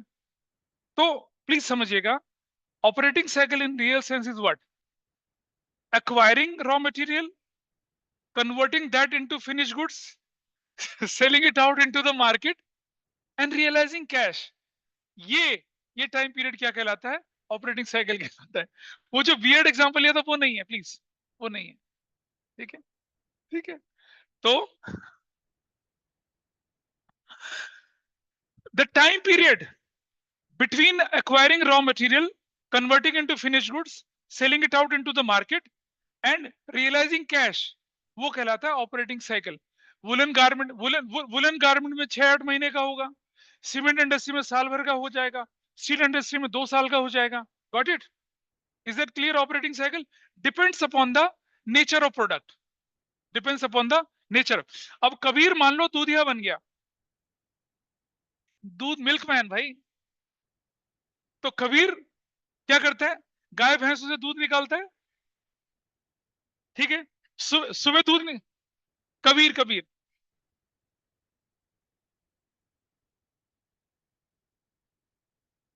Please please leave him, please leave him. Kabir ने, देखिए अब देखिए, कबीर क्या करते हैं, दूध निकालता है, उसको प्रोसेस करता है, जो बिक गया उसके बचे हुए दूध का दही बना लेता है या पनीर बना लेता है। तो इसके इसके प्रोडक्ट का ऑपरेटिंग साइकिल जो है वो that is in days. Milk product का ऑपरेटिंग साइकिल तो डेज में होता है। अगर मैं मदर डेयरी का ऑपरेटिंग साइकिल बोलूं, जो दिल्ली में जिसका प्लांट है, उसका महीना होगा, ज्यादा ज्यादा 2 महीना होगा। आइसक्रीम 3-3 महीने चल जाती है, उससे ज्यादा थोड़ी होगा। सो आइटम जो होता है ऑपरेटिंग साइकिल, डिपेंड करता है nature of the product. You are in woollen industry वाले में है तो 4-6 महीने का होगा, सीमेंट में साल भर का होगा, स्टील में ज्यादा का होगा। और सुनो, भारत हैवी इलेक्ट्रिकल्स लिमिटेड जो है, वो भारत हैवी इलेक्ट्रिकल्स लिमिटेड बड़े बड़े जेनसेट बनाते। एक बार उनको ऑर्डर मिला था मलेशिया से जेनसेट बनाने का, 3 साल लग गए बनाने में भाई। Cochin shipyard, Cochin shipyard ship बनाता है, शिप बनाने में 5 साल लग जाता है।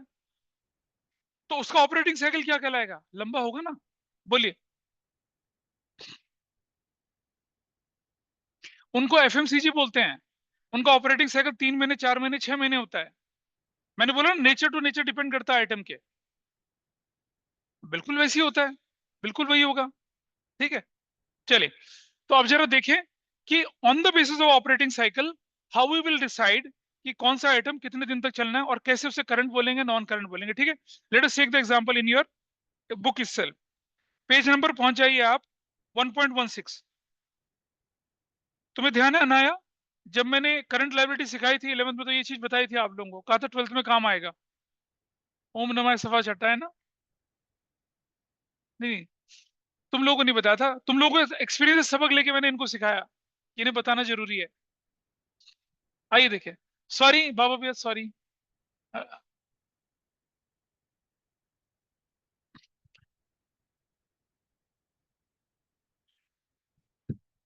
अगर ये बच्चा काला कंबल ओढ़ के किसी को ऐसे गिफ्ट में ले ले तो डर जाएगा अपने आप।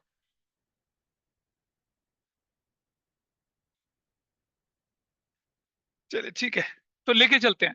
देखिए यहां हम लेके चल रहे हैं ऑपरेटिंग साइकिल, यहां लेके चल रहे हैं पेमेंट पीरियड, पेमेंट पीरियड ऐसा लेके चल रहे हैं, और यहां बीच में लेके चल रहे हैं हम लोग क्या, या बीच में ना लेके चले हम यहां पर पेमेंट पीरियड, और यहां लेके चलते हैं हम लोग 12 मंथ्स। तीन चीजें हमारे सामने। पहला item, see the first item, operating cycle है 10 महीने का, पेमेंट पीरियड है 4 महीने का, 5 महीने का, या मैं बोलूं 8 महीने का। तो बताइए, और ये जो है आपके पास है ये वाला, ये करंट लायबिलिटी है, नॉन करंट लायबिलिटी है? इफ यू हैव टू पे with in the operating cycle, that is current liability, इसका कोई योग नहीं है, करंट लायबिलिटी बोलेंगे उसको। मेरा ऑपरेटिंग साइकिल कितने महीने का है? 10 महीने का। 10 महीने में मेरी पेमेंट रिकवर होकर आ जाती है, लेकिन मुझे 8 महीने में पेमेंट करनी है, तो it is current liability. Got it?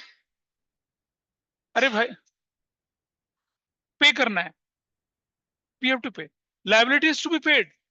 हाँ ठीक है। अच्छा, दूसरा, ऑपरेटिंग साइकिल 10 महीने का और पेमेंट पीरियड कितना है? 12 महीने का। अब बताइए क्या ये क्यों करंट लायबिलिटी है? हाँ, तो जरा समझना, अगर आपका पेमेंट पीरियड ऑपरेटिंग साइकिल से ज्यादा हो तो आपको एक टेस्ट और लगाना है, क्या, कि क्या 12 मंथ के बराबर है या नहीं। तो ये 12 मंथ के बराबर है, इसलिए करंट लायबिलिटी है। तीसरा केस, ऑपरेटिंग साइकिल कितना बोला हमने? 10 महीने का बोला, पेमेंट पीरियड कितना बोला? 14 मंथ्स का बोला।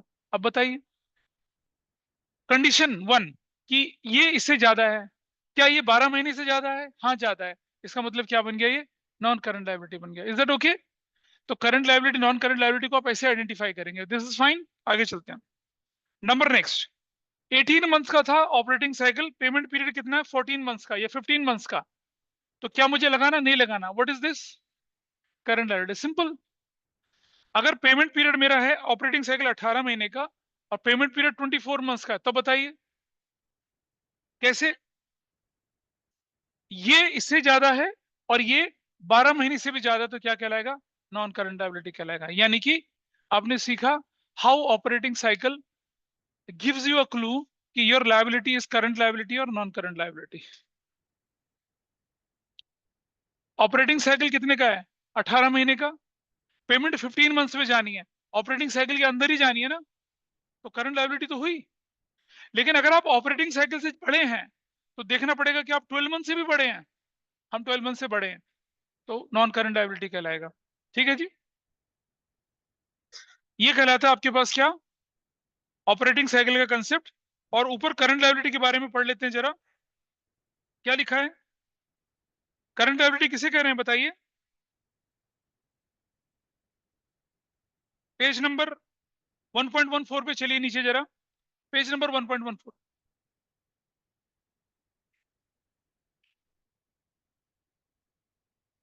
अलग अलग होता है, हर इंडस्ट्री का अलग अलग होता है, स्टैंडर्ड नॉर्म्स होते हैं भाई। क्या चीज? हाँ, तो 12 महीने लेके चलेंगे। अगर ऑपरेटिंग साइकिल मेंशन नहीं है तो आप क्या लेंगे? 12 महीने लेके चलेंगे, सिंपल सी बात है।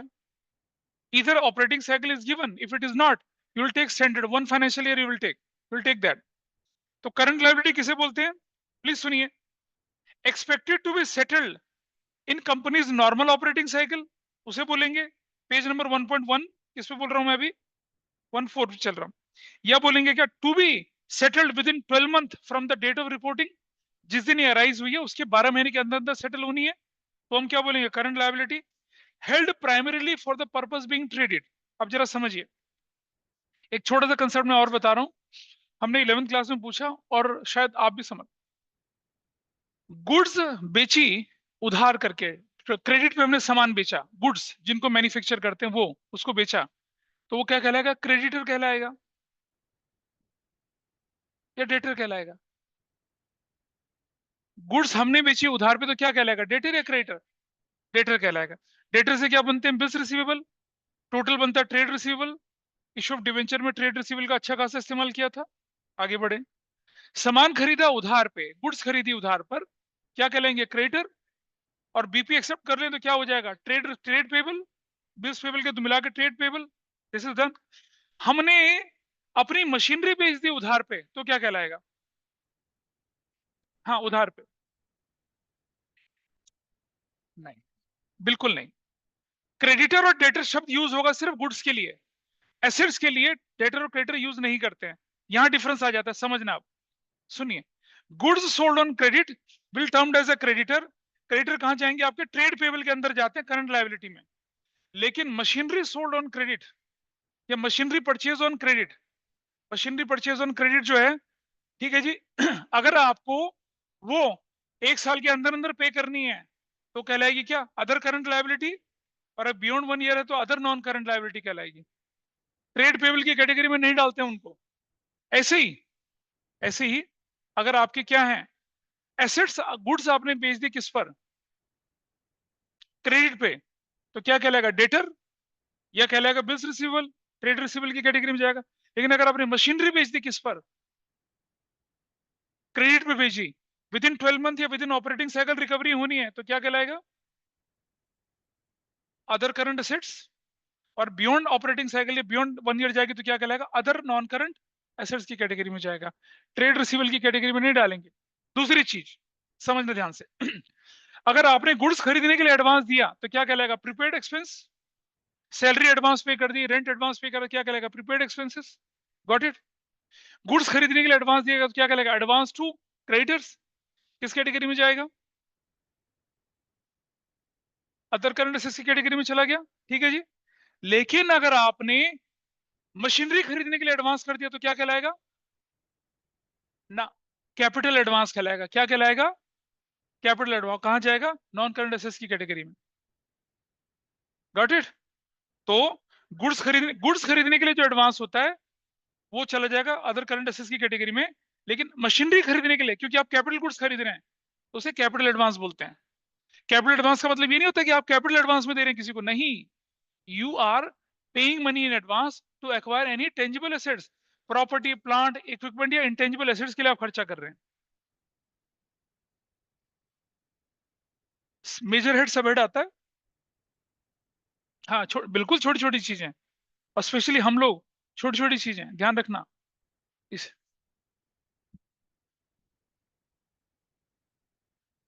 देखो, मशीनरी जब हम खरीदते हैं ना क्रेडिट पे, तो जनरली वो 1 साल के बियॉन्ड जाती है, तो उसको नॉन करंट की कैटेगरी में। लेकिन अगर बोल दिया कि 12 महीने में पे कर, और सुनो, रुको रुको रुको, रुको, ये कंसेप्ट कहाँ यूज होता है? जब हम रेशियो एनालिसिस पढ़ते हैं और लिखा होता है कि हाँ, विद इन 12 मंथ पे करना है, विदाउट या बियॉन्ड 12 मंथ करना है, तो करंट एसेट्स या नॉन करंट एसेट्स की कैटेगरी, और फिर रेशियो में इंक्रीज डिक्रीज का इफेक्ट दिखता है, वहां ये चीजें। बोलिए। प्रीपेड बोलते हैं ना उसको, एडवांस टू क्रेडिटर बोलते हैं उसको। ठीक है, और अदर करंट एसेट्स का पार्ट बनता है। लेकिन एडवांस फॉर मशीनरी बोलते हैं तो कैपिटल एडवांस बोलते हैं उसको, वो अदर नॉन करंट एसेट्स का पार्ट बनता है एसेंशियली। हाँ, हाँ, वो तो अदर करंट लायबिलिटी है। ठीक है, और मशीनरी के लिए मैंने तो अदर नॉन करंट लायबिलिटी है।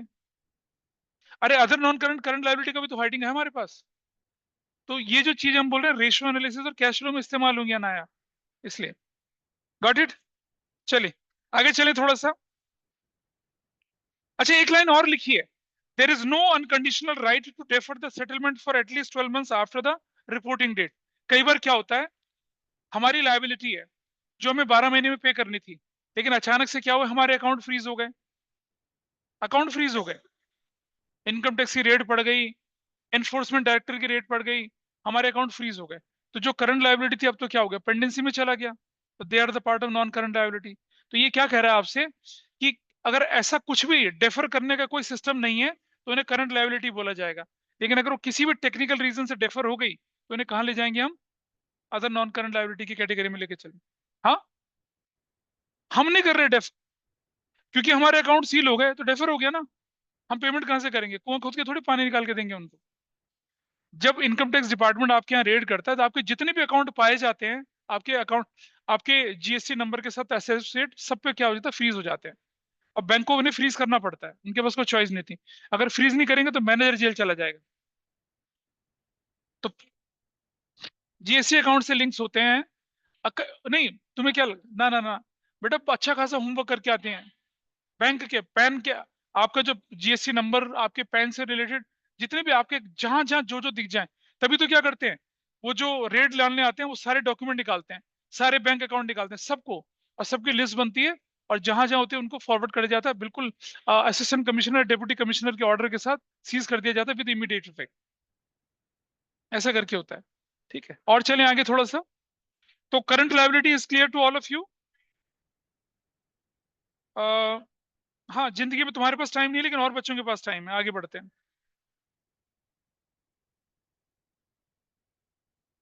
अब आ जाते हैं नॉन करंट लायबिलिटीज के अंदर। चार हेडिंग बताई थी आपको, long term borrowing, deferred tax liabilities, और क्या बोला था, other long term liabilities and long term provisions. चार आइटम आपके पास आए। सबसे पहले बोला लॉन्ग टर्म बोरोइंग्स, जिसमें क्या होगा, डिबेंचर या फिर long term borrowing from bank वगैरह, उस अभी पढ़ेंगे इसके बारे में डिटेल में, ठीक है। फिर हमने बोला डेफर्ड टैक्स लायबिलिटी, ये आपको देखना नहीं है, it is not in your syllabus. अगला part other long term liabilities, ये भी पढ़ेंगे, और लॉन्ग टर्म प्रोविजंस भी पढ़ेंगे। चलिए देखे जाए।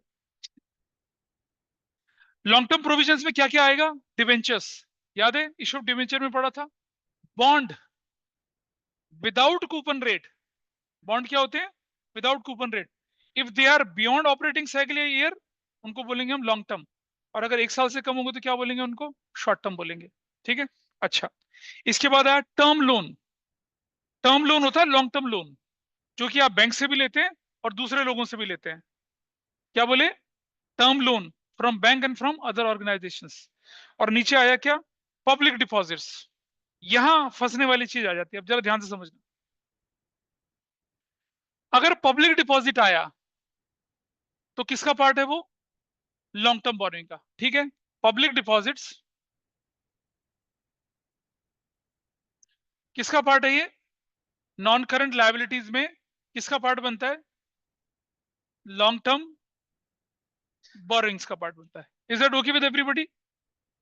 आप आप क्या कर रहे हैं, जनता से पैसा, याद है मैंने बताया था पब्लिक डिपॉजिट के बारे में इशू ऑफ डिबेंचर वाले चैप्टर में। ये क्या होते हैं, हाईली रिस्की, क्या होते हैं, सिक्योरिटीज होती हैं। कंपनी इनके बदले में कुछ भी मॉर्टगेज नहीं रखती है, मार्केट रेट थोड़ा सा ज्यादा होता है, लोग लाल, हाँ, नहीं इंडिया में मना नहीं है, इंडिया में है। अनसिक्योर, अरे अनसिक्योर्ड नहीं था यार, दूसरा था वो। हाँ, हाँ, पब्लिक डिपॉजिट क्लियर है। मेजर हेड क्या है, नॉन करंट लायबिलिटी। सब हेड क्या है, मेजर हेड के नॉन, सब हेड क्या है, लॉन्ग टर्म बोरोइंग्स। ठीक है जी। फिर आता है एक सिर्फ डिपॉजिट्स, ये क्या है, करंट लायबिलिटी, और सब हेड क्या बनेगा, शॉर्ट टर्म, क्या बनेगा, short term borrowings, short term borrowings. हाँ, वो बात की बात है। Public deposit non current liability का पार्ट, सिर्फ डिपॉजिट करंट लायबिलिटी का पार्ट। इसका सब हेड लॉन्ग टर्म बोरोइंग, इसका सब हेड क्या है, शॉर्ट टर्म बोरोइंग। एक और चीज आती है, उसे कहते हैं हम लोग क्या, सिक्योरिटी डिपॉजिट। क्या कहते हैं, सिक्योरिटी डिपॉजिट। ठीक है, अब ध्यान से समझना, दिखने में तो सेम ही लग रहा है, लेकिन फर्क है। आपने लोगों से डिपॉजिट लिए, they are the part of liability, but if you deposited somewhere some money, जैसे आपके घर में वाईफाई कनेक्शन होंगे, एयरटेल जियो किसका, दोनों का है। जब आपने कनेक्शन लिया तो उसके अगेंस्ट सिक्योरिटी मनी जमा कराई, सिक्योरिटी मनी जमा कराई ना कंपनी को। तो थिंक फ्रॉम जियो या एयरटेल के पॉइंट ऑफ व्यू से, कस्टमर का पैसा जमा है, क्या है, सिक्योरिटी डिपॉजिट। जब कस्टमर कनेक्शन कट जाएगा तो पैसा क्या करना पड़ेगा, वापस करना पड़ेगा।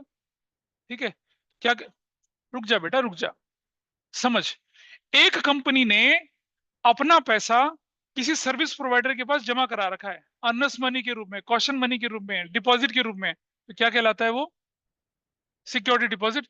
और सुनो, ये हम जैसे मान लो किसी कंपनी ने क्या कर दिया, इलेक्ट्रिक कनेक्शन ले लिया और 10 लाख रुपए का सिक्योरिटी डिपॉजिट दे दिया। पावर कनेक्शन मिला ना आपको, 10 लाख डिपॉजिट हो गया। क्या आप अगले साल उसे निकलवा लेंगे? नहीं ना। जब तक कंपनी चल रही, जब तक पावर आ रही, तब तक उसको लगा के रखेंगे। ये नॉन करंट एसेट्स का पार्ट बनता है। क्या बोलते हैं? नॉन करंट एसेट्स के अंदर क्या जाता है? ये अदर नॉन करंट एसेट्स बनता है ये पार्ट। इन पे कंफ्यूजन नहीं पालना कभी, ये आगे आएगा, लेकिन मैंने अभी बता दिया। तो public deposit long term, public deposit long term, सिर्फ डिपॉजिट शॉर्ट टर्म, और ये आपके लिए एसेट्स है। Your money deposited with somebody for a longer period. बिल्कुल मिलता है, बिल्कुल मिलता है, मिलता है, जमा है। हो, तुम कंपनी, तुम कंपनी हो, अंडरस्टैंड पहले, दिमाग के फाटक खोलो। तुम कंपनी हो, तुमने पावर सप्लाई कंपनी को 10 लाख डिपॉजिट कर दिया, तो पावर सप्लाई कंपनी के लिए एसेट्स है, तुम्हारे लिए एसेट्स है। भाई कैसी बात कर रहे हैं? बहुत बढ़िया। इसका मतलब करेंसी नोट रिजर्व बैंक के लिए एसेट्स हैं।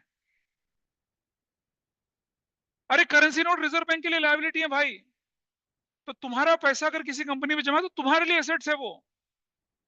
अच्छा सुनो, इसका मतलब ये हुआ, कबीर पहुंच गया स्टेट बैंक ऑफ इंडिया में, भाई मेरा पैसा है तुम्हारे पास जमा है, मैं और देने के लिए आऊं क्योंकि लायबिलिटी है। तुम्हारा बैंक में पैसा जमा तुम्हारे लिए क्या है?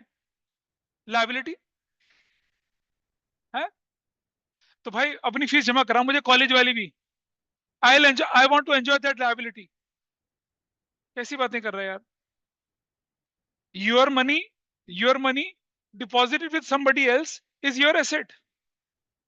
अगर आप 1 साल के अंदर अंदर कर रहे हैं तो करंट एसेट्स है, और अगर आप 1 साल के बियॉन्ड उसको रख रहे हैं तो वो क्या है? नॉन करंट एसेट्स है। क्या, इज इट ओके? ठीक है, तो बाकी डिस्कशन फिर हम अगली क्लास में करेंगे इसका। We are minding it today. बोलो। क्या? कौन से डिपॉजिट्स? ये शॉर्ट टर्म के लिए लोगों से पैसा ले रहे हैं अपने बिजनेस में यूज करने के लिए, सिंपल। बजाय डिवेंचर इशू करने के आप ये इशू कर रहे हो। लोन है, लोन, लोन है ये। नहीं, इसमें कोई कोलेटरल नहीं होता। पब्लिक डिपॉजिट का छोटा भाई है ये। चलिए, that's all for today. Bye bye.